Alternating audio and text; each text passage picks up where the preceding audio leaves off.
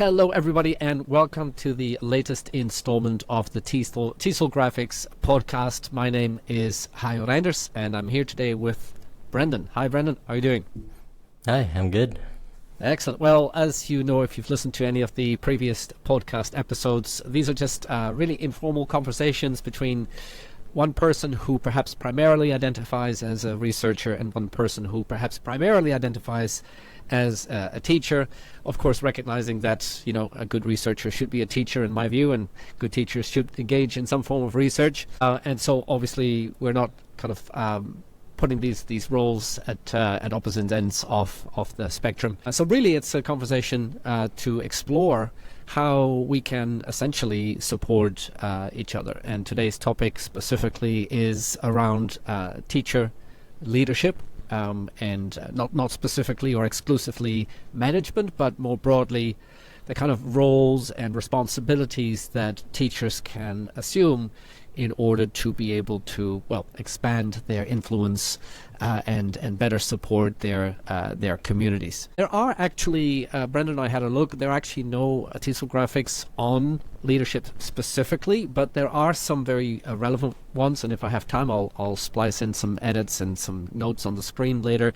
But if you go to the TESOLgraphics website, there is a section called Language Teacher Education, and you'll find some topics there that are really relevant. For example, there is an infographic on professional development of future professors. There's one on language teacher identity development, which I think is really, really relevant. There's one on reflective practice. So there are really interesting and valuable sort of summaries of previous research on aspects of teacher development that I think are closely related to our topic today.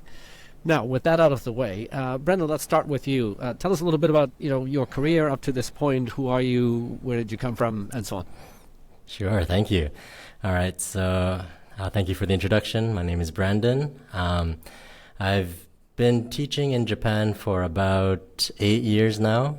I grew up in Miami, Florida. I was born in Jamaica. I studied at Florida International University. And then after graduating, I decided I wanted to move to Japan. So I've been working here. I started my career here as an ALT at the junior high school level. So I taught most of my experiences at the junior high school level. And ALT, is that assistant language teacher or? Yes, yeah. Assistant language teacher. Right. Yes. At primary school, you said? High school. Junior high. So those kids would be like what, 12, 13, 14 years old? Yeah, that range. Between 12 to around 15. Pretty full on. Yeah, but then, I've been teaching there for the bulk of my time. But this year, I started working at a university. So that's been exciting, but very, very new for me. Yeah, that's quite the transition, and I'm very familiar with the university that you're referring to because for those listening, Brendan is at Kanda University of International Studies in Chiba, Tokyo, which is an excellent has an excellent languages program, and that's also where you and I met each other because you started taking last year the advising course program, and actually that's quite interesting, I think, in the context of a conversation about leadership, because it's a whole new sort of pathway that you decided to embark upon. So maybe you can just briefly tell our listeners what that program was about. Yes, so the program was introduced to me by my professors so I did a master's in TESOL here at Kanda. And upon completion, some of my advisors had suggested that I take a look at the program that is being offered at Kanda, which is related to, they have learning advisors, that kind of thing. So this program is, meant to kind of give you practice in learning how to, advise people, but also to think autonomously, that kind of thing. So that caught my attention because, I've been teaching for a while, but just the idea of having some one-to-one conversation skills and advising capacity with my students sounded really useful to me. So that's why I decided to join the program.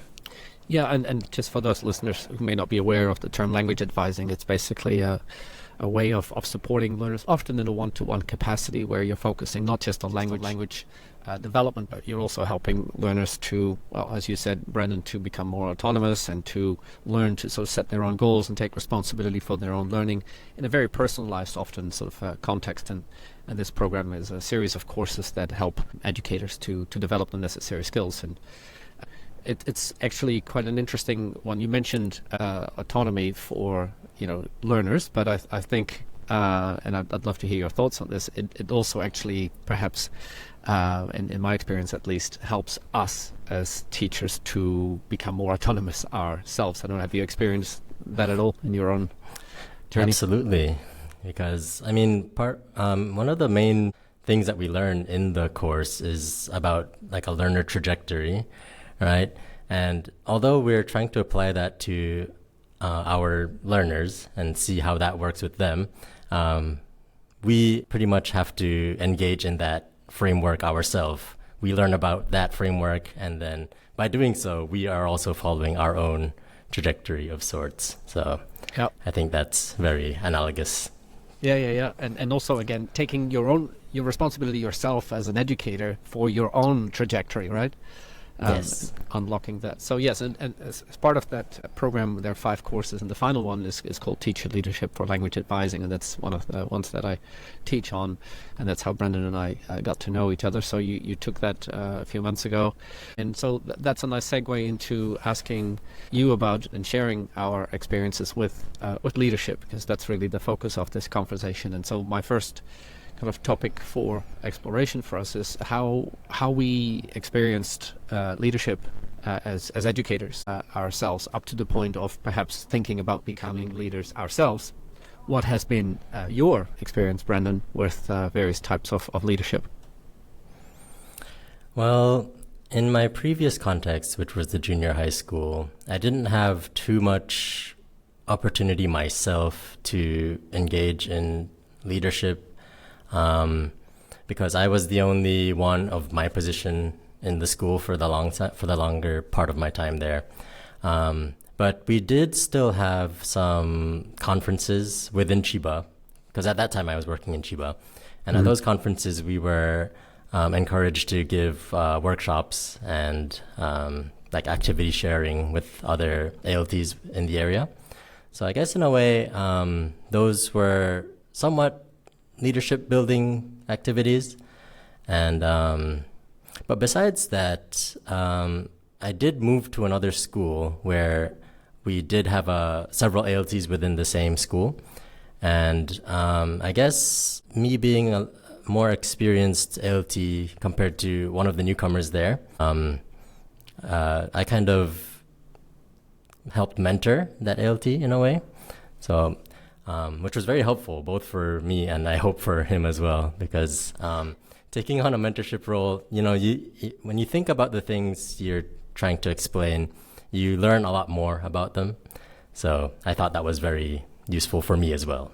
And it's a very common thing, isn't it, that teachers report as their first leadership experience, even though a lot of teachers don't necessarily recognize it as leadership. But when you communicate, it's clear that is something that a lot of teachers are either asked to do or just spontaneously step up to do. And I've experienced that myself too. And it's, as you say, it's such a mutually beneficial role, and one that I think is actually very relevant in the context of talking about leadership, and also the partnership between researchers and practitioners. And it's not like transmission of knowledge or experience from one person to another. It's very much a conversation, a dialogue, and a learning in both directions. Because, for example, as a researcher, I can't understand what you are experiencing, for example, in your classroom, unless you share that experience with me, and my research that I might be doing will not be relevant to you if it doesn't take into account your experiences, right? So it's that mentoring is, I think,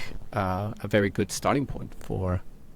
I've experienced it as such, both as a mentee as well as a mentor. Now, during the leadership course, we talked about a number of other types of leadership activities that teachers often engage in.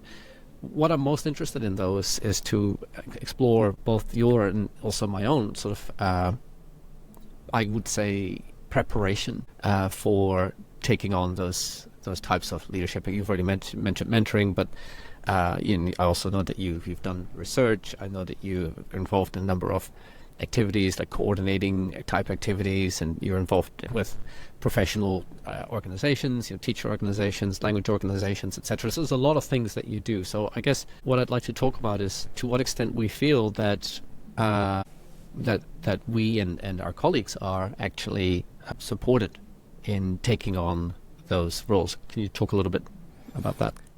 Sure.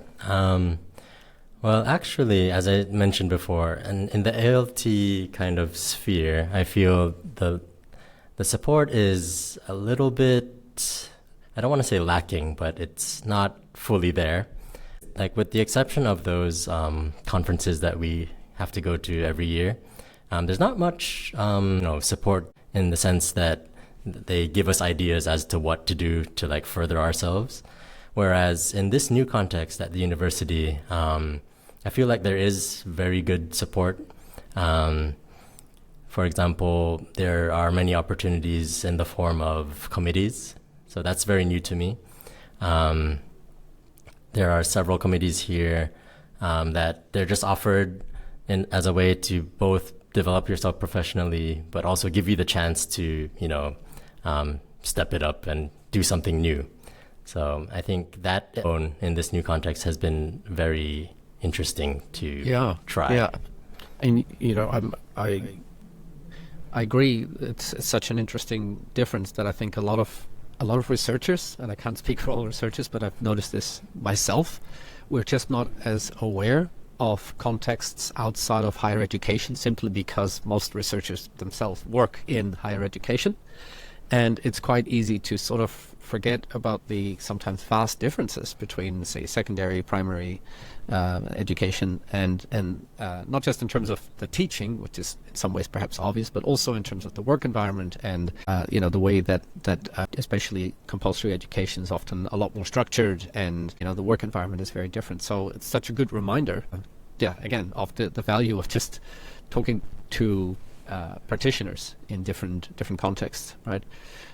So you mentioned now, the opportunities that you have, working on committees, and I guess that's also a very common theme and an important contributor to the extent that teachers feel that they want to take on leadership, is whether or not they feel that they're supported by a community, whether they feel that they're asked to do things on their own without preparation, in isolation, or whether there's a group of supportive sort of colleagues and friendly people around them who they can work with and communicate with, right? So that's certainly something that I've experienced as well. How do you think, Brendan, teachers like yourself, how could we be better prepared? You mentioned, for example, that there's not a lot of formal encouragement to, plan your career or think about leadership and management, etc. Is that something that we should be doing more in our field? I think so. I mean, for me, what was really the most eye-opening in that sense of, wanting to take charge of my own development was actually getting the chance to talk to others who are in a similar context to me. And then by doing so, you can see where people are going, and then you can, see what the potential is for everybody, right? So just having that, you mentioned a community, right? So having that teacher community in general is pretty much the most important first step, I think, in actually becoming aware that these things are possible. So, yeah. Is it something that you were ever, I'm trying to think back to my own experience way back when, but have you ever had any sort of, as part of your teacher training, initial teacher education, any information, guidance about leadership and management? Not really, yeah. All right. It wasn't until this course that I had really, had a formal introduction as to what leadership entails, really. So, I can't say that in my teacher training I've ever had much discussion about leadership in particular. Yeah, same here. Now, I'm a bit older than you, so I would have gone through all of that, sometime prior to when you did. But so maybe times have shifted, but and obviously not so much that you experienced it. And I think looking at the research, Kathy Bailey and Caleb Powers, for example, did a large survey last year of I can't remember how many, but a large number, like well over 100, maybe several hundred actually, teachers in the United States, asking them about the leadership experiences. And although that's of course a different country, different context, I think there's some comparison there. And the vast majority said that they had no formal training, no support really. That those who were in leadership positions or had leadership positions had ended up in them basically without any sort of good preparation, which is remarkable because compared to other fields, it's quite common in other disciplines like law or business to have conversations about that regularly, with your manager, talk about your performance review, your annual plans and things like that. But in our field, it's almost as if talking about it or asking about it is suspicious in some way. Like you want to do something that is I don't know, it's not something that seems to be necessarily valued to the same extent. Now, again, going back to that topic of community, I think certainly me personally, but also looking at teachers like yourself and people I've worked with, I think as teachers we are mostly quite social, like working with people. That's why you become an educator, right? And a lot of the existing leadership models and existing training, and I'm really generalizing here, but a lot of it is not so much focused on people. It's more managerial, it's more functional, it's more technical, it's more outcome driven, performance, all these kinds of things, more sort of from the financial world and the business world. And again, nothing wrong with that, but it doesn't really align with a lot of what we as teachers would necessarily be comfortable with or be interested in. So just wanted to hear your thoughts on how you think that leadership can be introduced to teachers in a way that actually resonates with them. Yeah. And I think the important part is what you had said there about, this kind of misconception of leadership as being something like that's completely managerial. You're an administrator, you're taking charge of these, like, I don't know, statistical things and all of those aspects. Budgets. Whereas,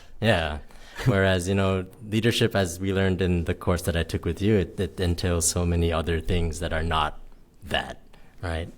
So I think to successfully introduce it to teachers would be to first clear up that misconception that it's not, you're not just being a manager for other people. You're just helping, others take charge.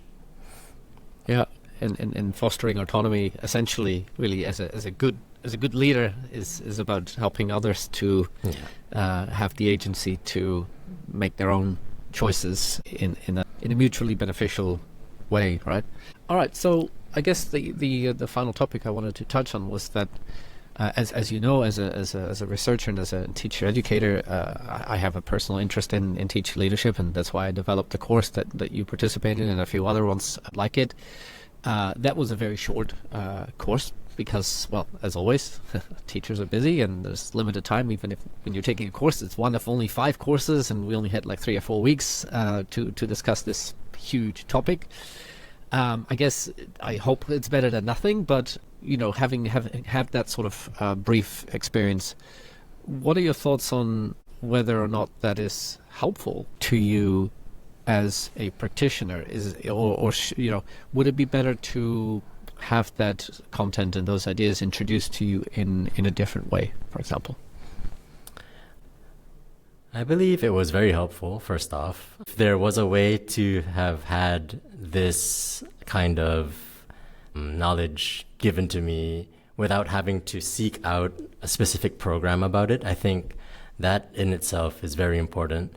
I'm not sure what is a good way for that to, happen with in-service teachers, to have it be accessible on a general basis. But just having that available, I think, would be, immensely helpful. I don't know. That's a tricky one, isn't it? Yeah.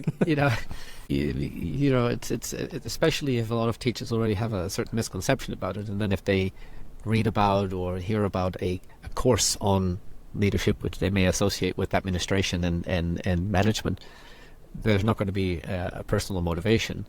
I mean, you signed up for an advising course, which ended up having a component on leadership, but you did not sign up for a leadership course. That in itself is already, quite telling, right? So, a big conundrum, I think, for course developers and materials designers, etc., like myself, is should this be integrated? Really, can it only really be meaningfully integrated into pre-service education? Do you believe, for example, that every teacher should have at least a minimum amount of awareness of what leadership really entails in different forms of leadership?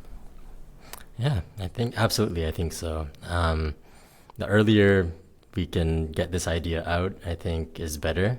Because once I was aware of it, I was already, trying to think of ways that I could better myself as a teacher. But having that additional option as a way of thinking about my own development was immensely helpful. So, I think as early as possible would be great, because I'm here in my new context. The things that I learned about leadership, I've been trying to apply to my daily development. So just the fact that, you learn about it, it just opens up so many avenues in your own mind about what your possibilities are.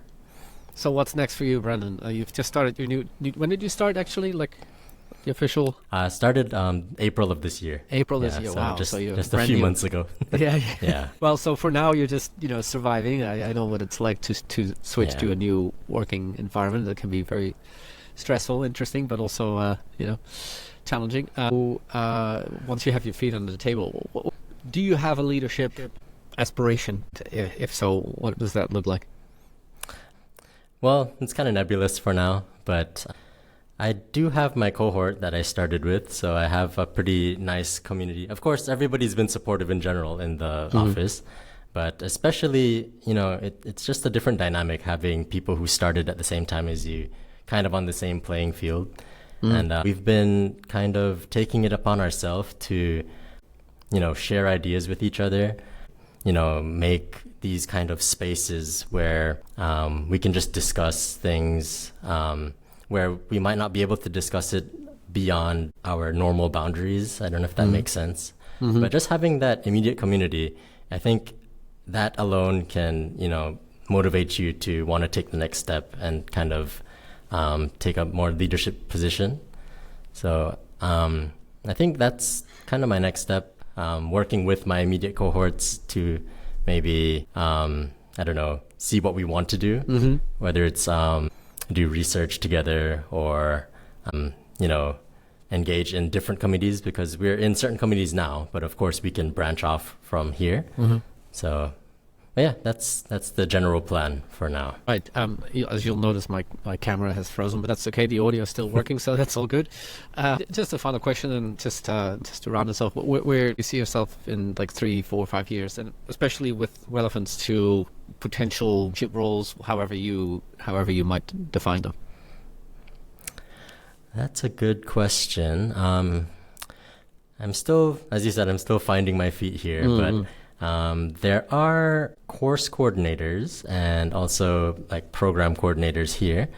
So if I'm still at this school within that time frame, I think it would be well worth it to take on one of those course coordinator roles, because it doesn't seem like it's something that's thrust upon you. All of the coordinators that I've met, they were teachers just like me, and they just took an interest in, wanting to develop the course better. So I think that is a very interesting role. I don't know the ins and outs of it fully, but it is something that I am interested in doing in the future. Yeah, nice. So maybe that is my goal for now. Yeah, I think you'll be great at it, especially because you know more about leadership now than many teachers, so that'll hopefully be helpful to you. Brendan, it was great talking to you. Thank you so much, and good luck with your new job. Yes, thank you so much for having me. All right.